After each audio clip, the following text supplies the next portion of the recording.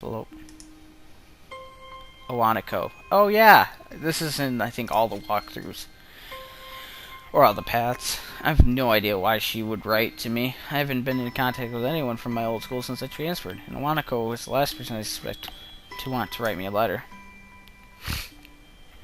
The last time I saw Owanako was terribly awkward, embarrassing. So she came to my hospital room, peeled me an apple out of courtesy. Then we practically sat in silence for half an hour.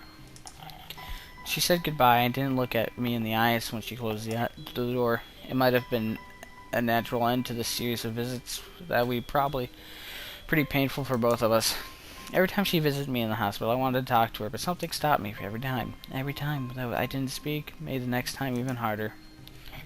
She looked so guilty that I didn't want to say anything that might upset her, and I never could figure out what the right words to say. I think Awanako blamed herself for my heart attack. That's ridiculous, of course, but knowing it and believing it are two very different things.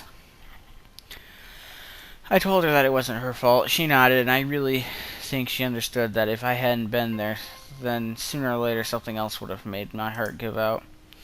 Yet she looked so hopelessly sad every time she opened the door and entered my room. So I never managed to say the things I wanted to say. In the end, that might have hurt her even more. And I would say, oh, go ahead and read the letter, but if you know Japanese, you go right for it. And have fun. I know this is Japanese. Carefully I open the envelope and draw out the folded letter from within.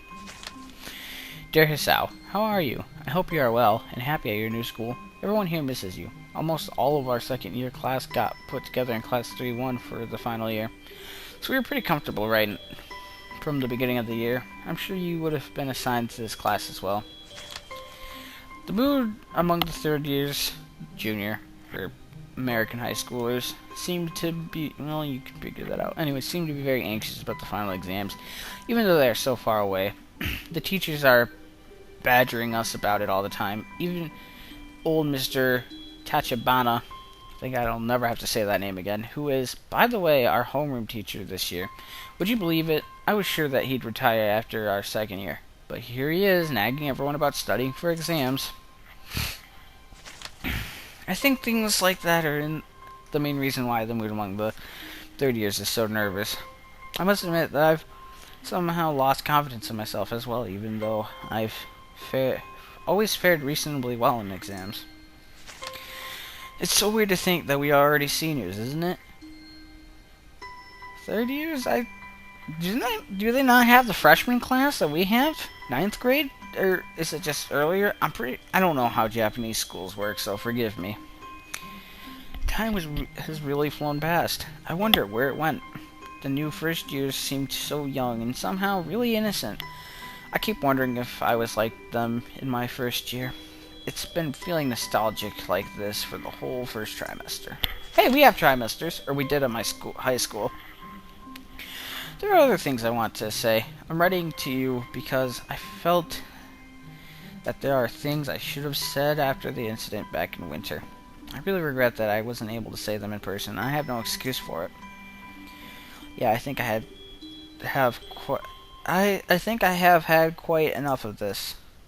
I crumple up the sheet of paper and toss it around across the room. My aim is off, so the letter rolls under my nightstand instead of going into my wastebasket. Jesus! That was an apology for abandoning me, except I don't know that I really need it anymore at this point. The hospital seems to be a lifetime ago, and here, now, I've got other things on my mind. Emmy, for starters. It wasn't great to be abandoned during my stay, but it's not something I'm worried about anymore. In fact, I hadn't even thought about the hospital in what feels like forever until this letter came in. It's almost annoying to have received it. I've got exams to study for myself. I have no time for the past. Now, about that homework. Alright.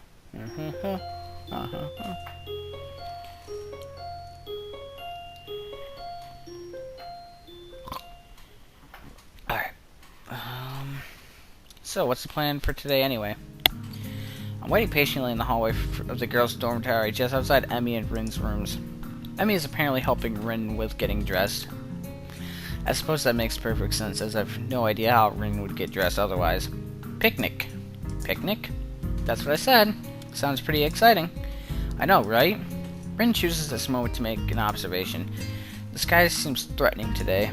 Actually, I noticed that too on my way over. Despite the sunshine of the early morning, the afternoon seems to have taken a turn for the gloomy.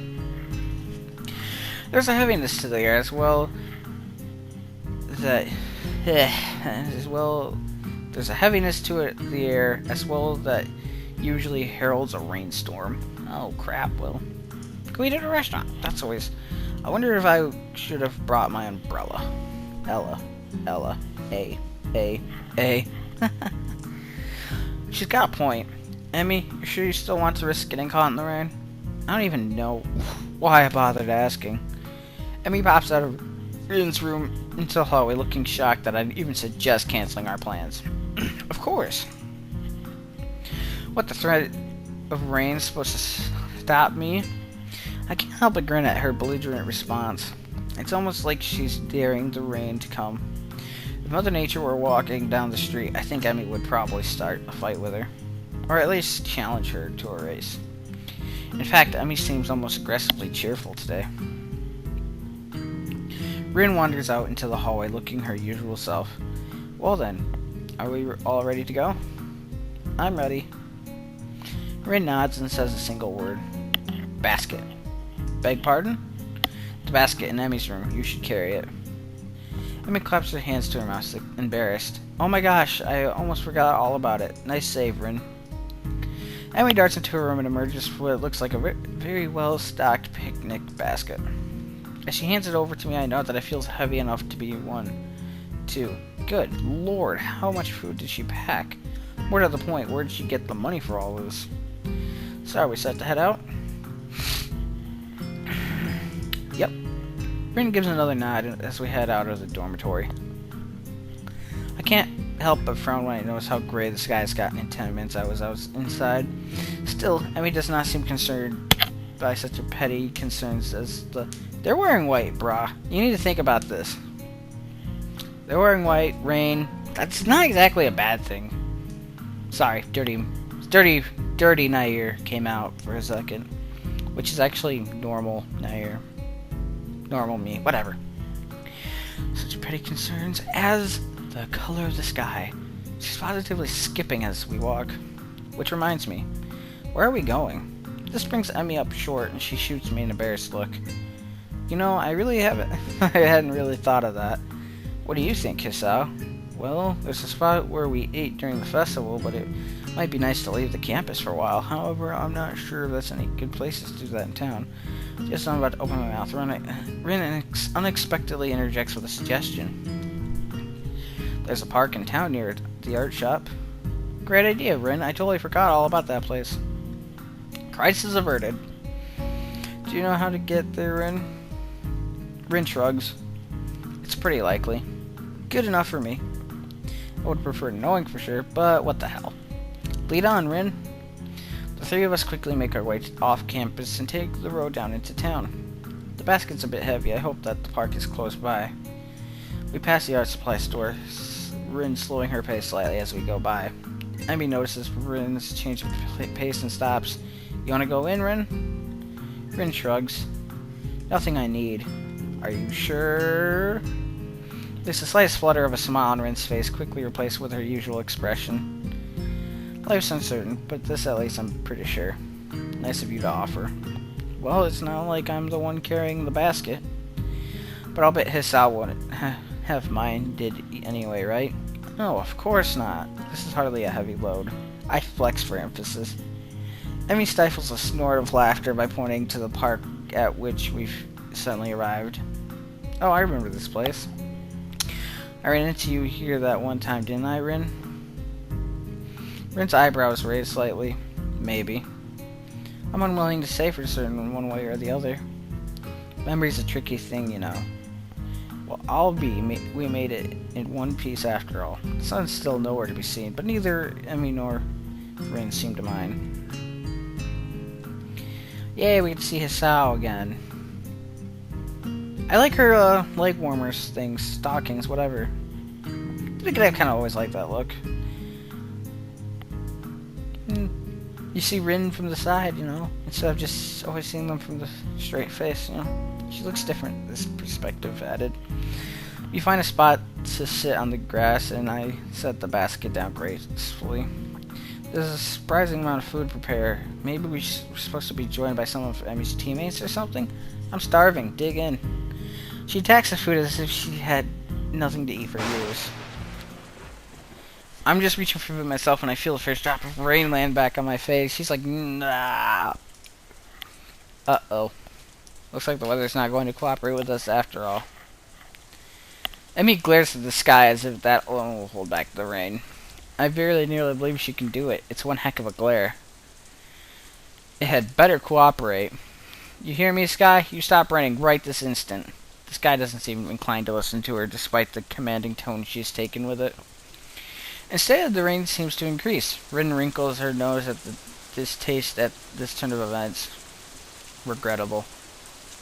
What do you mean? Rin shrugs. I could paint this if I weren't out here. Shame to miss it all. Is all. Shame to miss it is all. She doesn't seem angry or annoyed by this, just a little disappointed. Emmy laughs in response to Rin's comment. Guess we should have stopped in the art supply store after all, huh? The rain increases a little more, offended that we haven't fled yet. Despite the warm temperatures we've been enjoying, the rain is rather cold. I wish I'd brought my umbrella. Hey, we should probably head inside to keep dry. We're already pretty wet, Sal. Yeah, but we could dry off this way. Maybe wait out the storm. You don't want to catch a cold or anything, do you? Emmy considers this for a moment. I can tell that part of her wants to stay out in the rain just despite the weather. Further, for her, the weather hardly cares about what we do. I suppose you're right. Where could we go? I don't have an answer for her. The area is still pretty new to me. Though I guess I'm slowly getting used to the school itself, the surrounding town remains a mystery. All I know is the art supply store, and that's only because we just passed it. Fortunately, Emmy soon snaps her fingers in triumph. That's it. There's a tea shop nearby. We could have some tea and dry out, no problem. This doesn't sound like a bad idea. Great, you know where it is? Emmy nods, looking fairly confident. Sure do. I think. But it'll be an adventure either way, right? Adventure, huh? Well, I suppose we could use a little adventure. I think as long as we get out of the rain, I'll be happy. The picnic basket is a little lighter now, at least. Lead on. Rin and I follow Emmy as she moves through the streets with something approaching confidence. Now, left here. There, the Shanghai.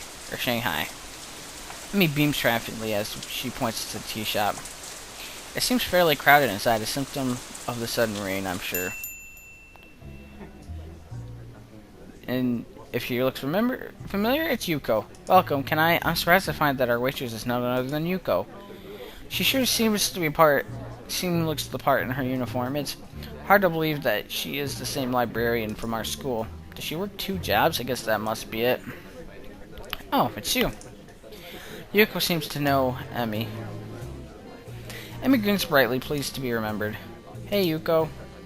Hi, Yuko. I didn't know you worked here, too. Do I know you? You seem awfully familiar, but I don't think I've ever seen you in here. We met at your other job, at the Yamaku Library, remember? Her eyes wide in memory. Yeah, that's it. Nice to see you again. Oh no, this is bad. I should have remembered the customer's face. I'm sorry. I'm terribly sorry.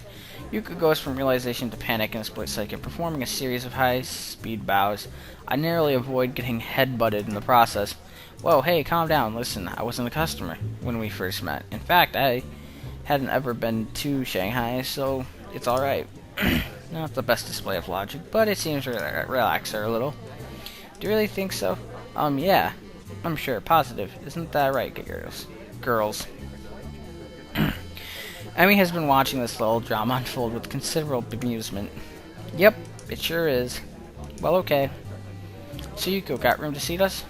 Yuko nods and leads us to the corner booth, providing us with some small towels before taking our order. What will you have? Cake, and some tea too, I guess. What kind of cake? Surprise me. Yuko looks uncomfortable at the thought of surprising anyone, but she gives a nod and turns to Rin. And for you? I'll take a straw. My feet are all wet. Sorry? The drinking kind of straw. One, please.